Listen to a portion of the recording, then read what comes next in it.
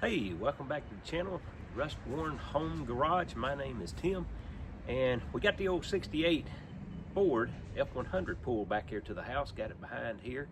And today we're gonna dive into it a little bit and see if the old thing will run. It has a 289 or a 302, I believe, in it. I haven't run the numbers, but we're gonna check that out and see what we can come up with. But today we're gonna see if we can get it to make some noise. We're gonna pull an oil stick. We're gonna check everything. It looks to be all there. Somebody has put headers on it. It is open exhaust.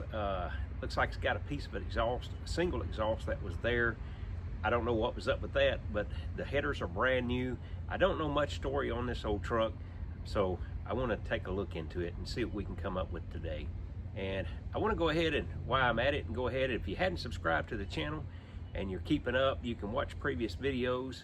If you would, please subscribe, like, and comment. Let me know what I'm doing wrong. Okay, let's take a look under here, a little closer inspection. As you can see, we have some headers, and they're new. They got dirt on them. They don't even look like they've been hot.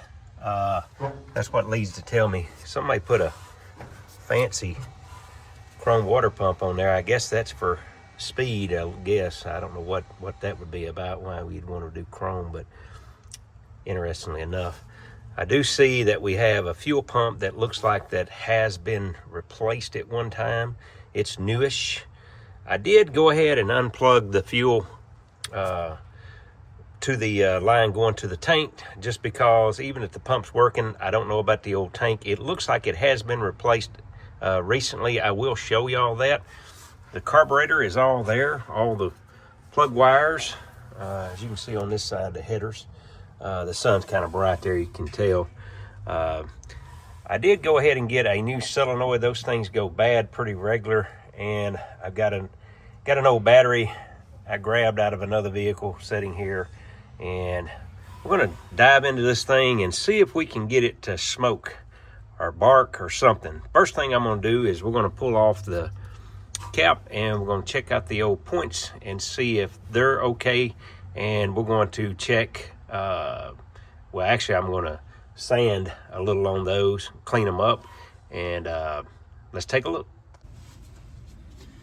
All right, take off the clips here, put the old cap off. Cap looks pretty new in there. Rotor looks pretty new. Looks pretty new too. Now let's see.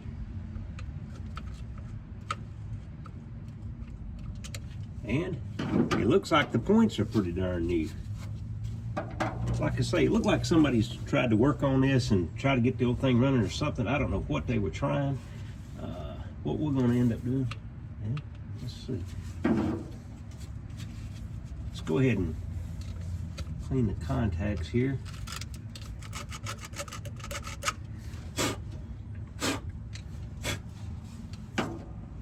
That's all it takes, just some sandpaper. Actually, if you got your wife's metal file, I just used a piece of sandpaper I had. This is probably a little too rough. This is the first thing I grabbed out of the garage, and so let's try that. I don't know. We're gonna see what happens. Like I say, the rotor button looks good, and the cap looks good. So all of that looks pretty good in there. And so I guess we're going to see if we can try it and see if we got fire. So, all right, let's see here.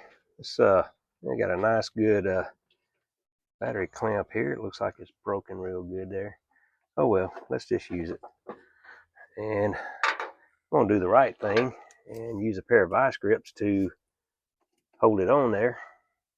Don't need to replace anything yet. We want to see the thing run. All right, all right, all right. Well, the solenoid has to be grounded.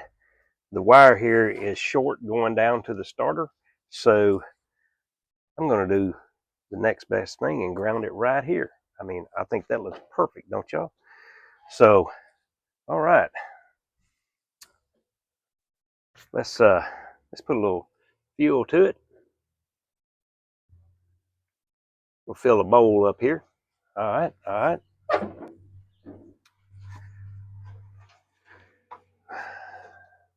Guess we might ought to check the oil right quick. Smells like pure gas. Good to go. Maybe we won't get no explosion in the bottom end of her, huh? Let's see. All right. Here we go. Let's check it out. Absolutely nothing. Come on, baby.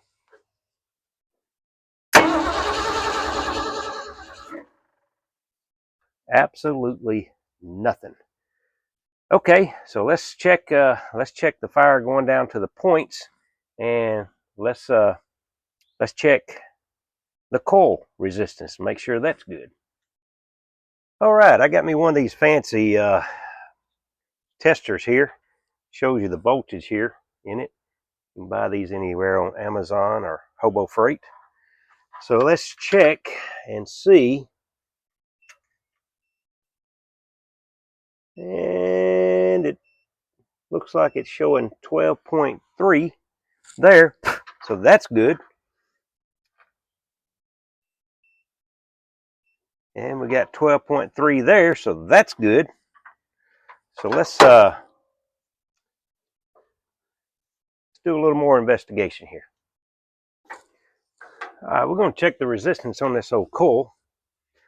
Well, if that'll set up there long enough so y'all can see. One on the positive and one on the negative. What we got? 2.0. That's telling me that this is a 12-volt coil.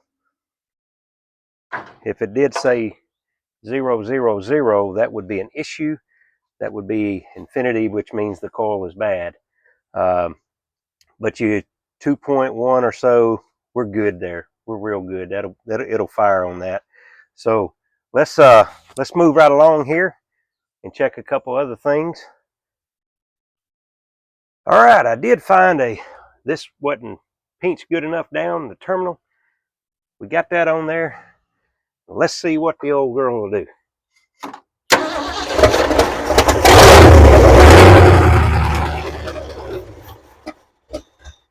Amazing, amazing, amazing. Wow.